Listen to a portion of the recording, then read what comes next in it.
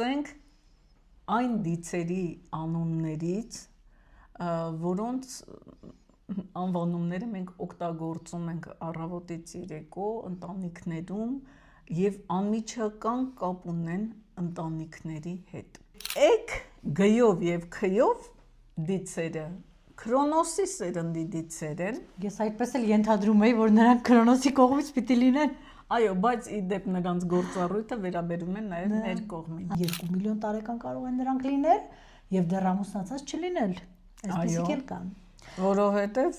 այդ 9 բաղադրիչները, 9 հանգամանքները չեն համընկել իր ապագա ընտրյալին գտնելու հարցում։ Աղջիկների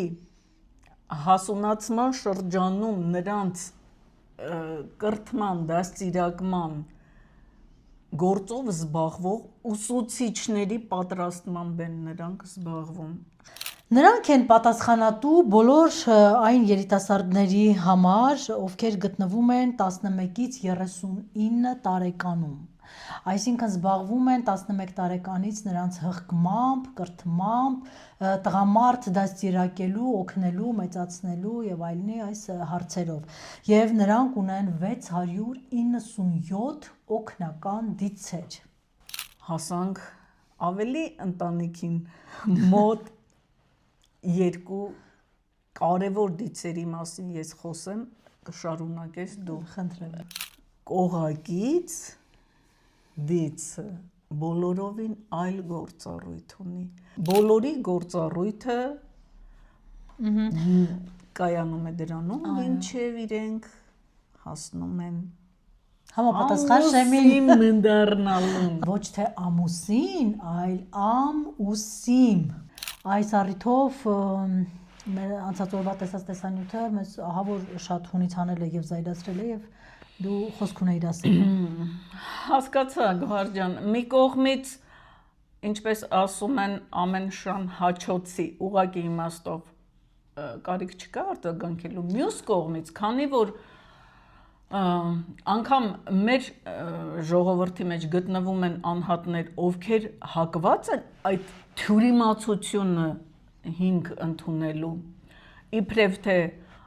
Անայդայի տաճարում հայ աղջիկները սպասարկել են օտարերկրյա քաղաքացիներին, չխորանամ ինչ այլանդակություններ, առիթը բաց չթողնեմ շնորհակալություն հայտնելու մեր Ղազախ Այո։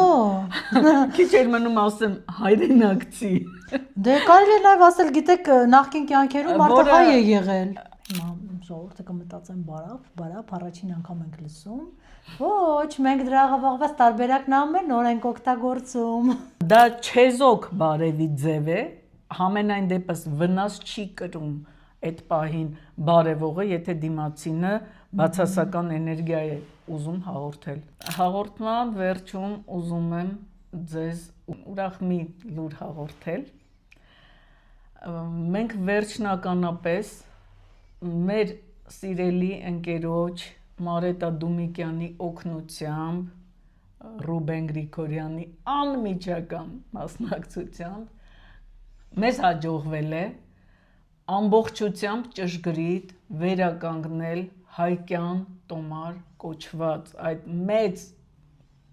առեղծվածը։ Ոչինչ, մենք դա էլ ենք բացահայտել, իսկ ինչ վերաբերվում է շաբաթվա օրերին, այդ թե որտեղ էինք կուլ տվել մեկ շաբթին, այն այսօր վերադարձել է եւ իր տեղում է։